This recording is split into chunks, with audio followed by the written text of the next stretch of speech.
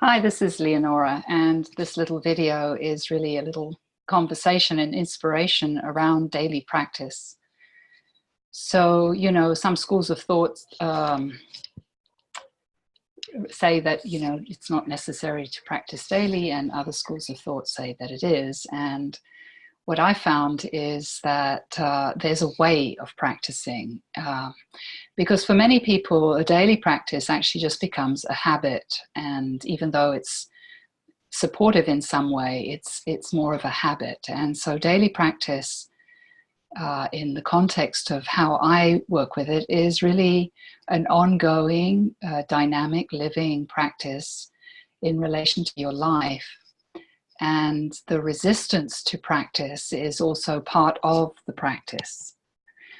So, what I found many years ago when teaching workshops around many places was that people really got something powerful within the workshop, 3 or 4 days or a week, and a lot of transformation, a lot of connection to a very powerful resourced self with light and emptiness and so on, transforming traumas. All these kinds of things became available within that workshop window. However, what I also found out over some time was that as people went home, they got sucked into the vortex, if you will, of life, sucked off their center and triggered within the day-to-day. And so, sometimes the workshop energy would last for a day, a week, or maybe longer. But at some point with, what was going on in the epigenetic of your world, that the practice, the lack of practice became a telltale sign of losing this connection.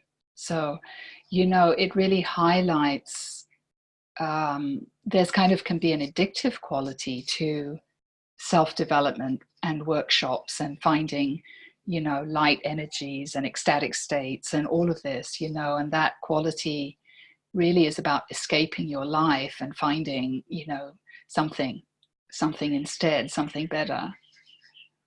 But daily practice is really a balanced view of working both with the resources that we are, the light and the emptiness, the stillness, as well as meeting the shadows that trigger us through our day. And the best place to find those is not to leave your life and go somewhere pleasant, but rather to bring the practice into your life. And this became something that I have fine-tuned and worked with over many years to support people to develop a practice. So what's important in practice is not that I give you a practice or that there is a particular practice that's required for you to do, but it's an ongoing, dynamic, creative engagement with practice. So your practice might be not practicing. Your practice might be your morning coffee. So, what we're wanting to do is not make anything that you're doing wrong, and not make your practice a mission. A mission to become, a mission out of not feeling good enough or not liking yourself, that you have to practice, so that you're practicing from a negative resource, which is really, really common, particularly at New Year's, where people, confront certain aspects of themselves and undertake a resolution, to change. And that resolution, that endeavor, is fueled by a form of self-hatred. So practice, and good practice, has to be from an alignment with love, from alignment with true self, from alignment with being the gift that you came to be in the world. But practice is fundamental to your transformation and you living the life that you came to live. So I always invite people, who work with me and support people to begin a practice or to fine-tune the practice that you may already have, even if that practice is drinking coffee. So in my first workshop, which is establishing heart-centered sovereignty as a foundation, a lot of the work is really about the resistance to being connected to yourself, about the presence, a resistance to presence, because when we do become present, we usually find all the things that we've been running away from. And so, you know, the part of developing a good practice is finding these new pathways to different states of consciousness which support you to align with the resource of becoming yourself. And this is what empowers practice, and this is what gives it strength. So much of the practice in the early days, as people settle into it, might be, you know, a journey of discovery, exploring the resistance to practice. So once I have recommendations for practice, which I can share with you. But it's really a personal endeavor that has to work in your day and your life. I have a practice which I call the no karma practice, which is a morning practice that has a minimum 15-minute meditation to feel the alignment and energies of the heart, of love, of joy, of gratitude, as a way of orienting yourself into your day as your true self.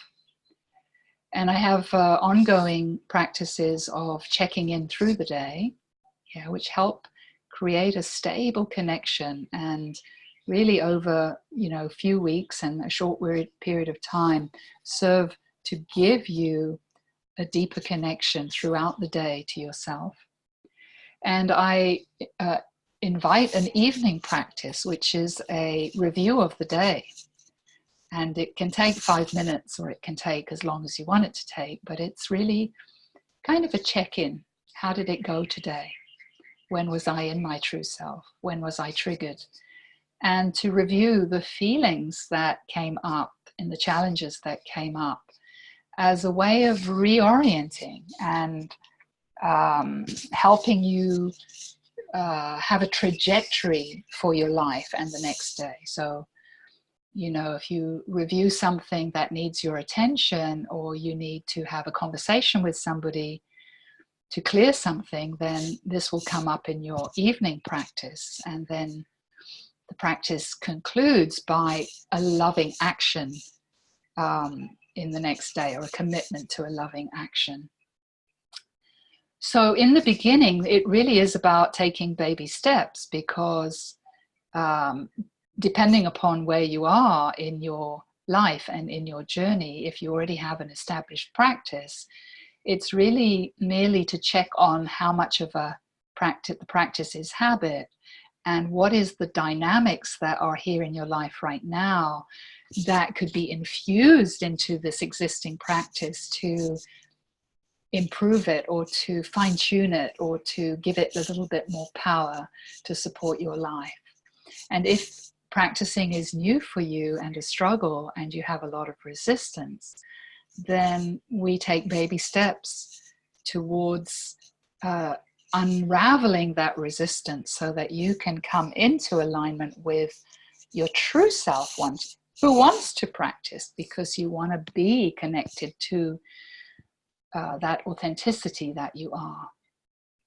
So so I'm sharing this because I think it's a commitment that is most valuable to make if you're undertaking this type of work.